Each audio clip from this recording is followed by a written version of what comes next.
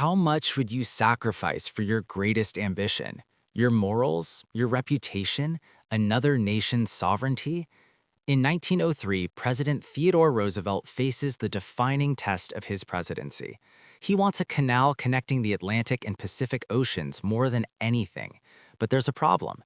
The best route cuts through Panama, which belongs to Colombia. When Colombian senators reject his treaty, calling it insulting and unfair, Roosevelt's response reveals just how far he will go to achieve his vision. This is the story of how an American president engineered a revolution, manipulated a nation into existence, and stole land to build an empire. Latin Americans would call it theft. Roosevelt would call it destiny. The dream of a canal connecting the world's two greatest oceans is as old as European exploration of the Americas. In 1513, Spanish explorer Vasco Núñez de Balboa crosses the narrow isthmus of Panama and becomes the first European to see the Pacific Ocean from the New World. Standing on a peak, looking out at the vast blue expanse, Balboa immediately grasps the significance. This narrow strip of land, barely 50 miles wide at its thinnest point, is all that separates Atlantic shipping from Pacific trade routes. Cut a canal through this land and ships could avoid the dangerous, months-long journey around Cape Horn at the tip of South America. For nearly 400 years, the dream remains just that, a dream. The technology doesn't exist. The tropical diseases make survival impossible. The cost would be astronomical. But by the late 19th century, advances in engineering and medicine make the impossible seem achievable. The French try first. Ferdinand de Lesseps, the brilliant engineer who built the Suez Canal in Egypt, arrives in Panama in 1880 with grand plans and confident predictions. He estimates the Panama Canal will cost $132 million and take 12 years to complete. He is catastrophically wrong on both counts. The French effort becomes a nightmare of staggering proportions. Yellow fever and malaria kill workers by the thousands. The jungle devours machinery. Mountains prove impossible to excavate. Tropical rains trigger landslides that bury months of work in minutes. Rivers flood and destroy equipment. The heat and humidity break men's bodies and minds. Over 9 years, more than 20,000 workers die. The French company spends over $287 million and achieves almost nothing. In 1889, the company goes spectacularly bankrupt, triggering a financial scandal that rocks the French government and ruins thousands of small investors who believed de Lesseps' promises. The rusting French equipment is left to rot in the Panamanian jungle. Everyone agrees, Panama has defeated European ambition. The canal is impossible. Except Theodore Roosevelt. In September 1901, an anarchist's bullet makes Theodore Roosevelt president at age 42. He is the youngest president in American history, bursting with energy and grand visions for America's role in the world. One vision dominates all others. The Panama Canal must be built, and America must build it. Roosevelt's reasons are strategic, economic, and personal. Strategically, a canal would allow the United States Navy to move ships rapidly between oceans, projecting power across both the Atlantic and Pacific. Economically, a canal would revolutionize global trade, cutting thousands of miles and weeks of travel time from shipping routes. Personally, Roosevelt needs a legacy achievement, something so magnificent that it will cement his place in history alongside the greatest presidents. The canal becomes an obsession. Roosevelt appoints a commission to study possible routes. Should America build through Nicaragua or through Panama?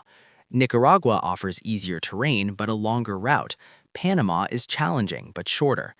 After intense lobbying, including a brilliant propaganda campaign by Philippe Bounouvaria, a French engineer who owns shares in the defunct French Canal Company, Roosevelt decides Panama is the answer. There's just one small problem. Panama belongs to Colombia. In January 1903, Secretary of State John Hay begins negotiations with Colombian representatives. The terms America offers are stark and non-negotiable. The United States wants to lease a 6-mile-wide strip across Panama in perpetuity, essentially forever, for $10 million plus annual payments of $250,000. In exchange, Colombia would grant America complete sovereignty over the Canal Zone as if it were American territory. The Colombian government, struggling economically after years of civil war, desperately needs the money.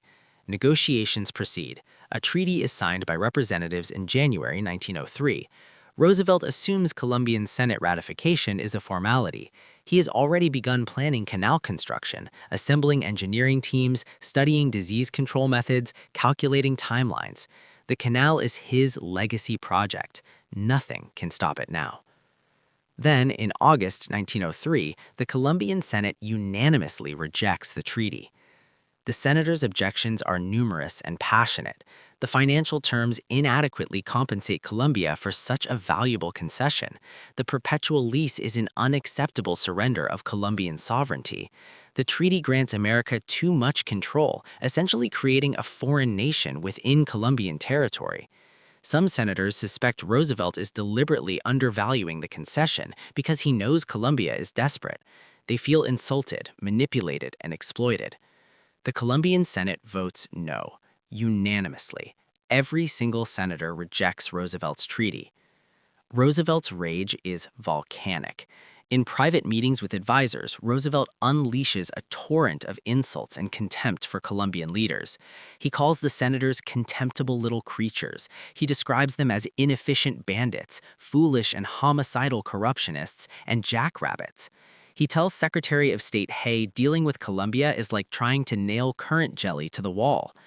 Roosevelt's fundamental view is simple and chilling. Colombia is standing in the way of progress, civilization, and American destiny.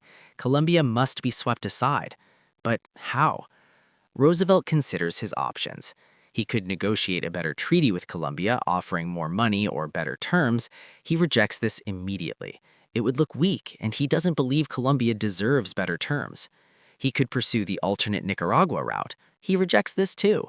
Panama is superior, and he has already committed to it publicly. He could simply invade Panama and take what he wants.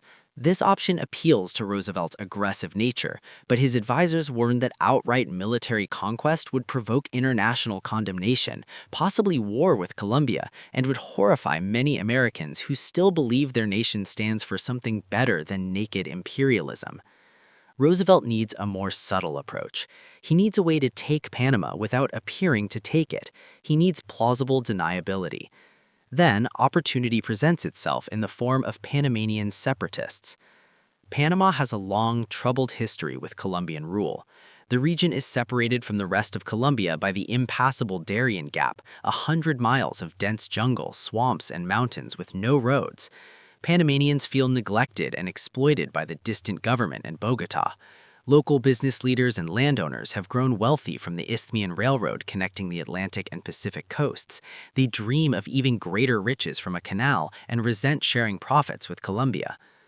Panama has rebelled against Colombian rule multiple times throughout the 19th century.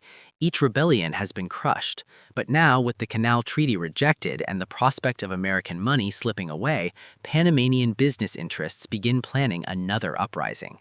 They need help. Specifically, they need assurance that the United States won't allow Colombia to crush this rebellion like all the others. Philippe Bounouvarea becomes the intermediary. This French engineer, who stands to make millions if the canal project is revived, has connections in both Panama and Washington. In October 1903, Bounouvarea shuttles between New York and Washington, meeting with Panamanian conspirators and American Dior officials. The plan that emerges is elegant in its calculated cynicism. Panama will declare independence. The United States will immediately recognize the new nation. American warships will prevent Colombia from suppressing the rebellion. The grateful Panamanian government will then grant America the canal rights that Colombia refused. Roosevelt never explicitly approves the plan. He doesn't have to. His actions speak louder than words. On October 30th, 1903, Roosevelt orders the USS Nashville to proceed to the coast of Panama. Other American warships in the Caribbean receive similar orders. Their official mission is to protect American interests and maintain free transit across the isthmus under an old 1946 treaty with Colombia. Their real purpose is to ensure the rebellion succeeds. On November 2nd, the Nashville arrives at Colón on Panama's Caribbean coast. Commander John Hubbard has explicit orders: prevent any armed forces, meaning Colombian troops, from using the Panama Railroad to move from one side of the isthmus to the other.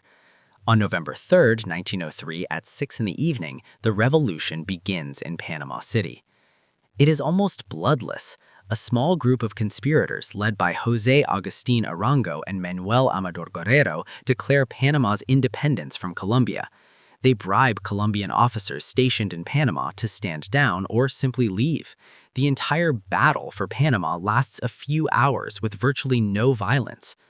Colombian authorities in Bogotá immediately order troops to suppress the uprising. 500 soldiers of the Tiradores Battalion board the cruiser Cartagena and the merchant ship Alexander Vigio, racing to reach Panama before the rebellion can consolidate. But when Colombian troops attempt to land at Colón on November 4th, American naval officers block them. Commander Hubbard, acting on his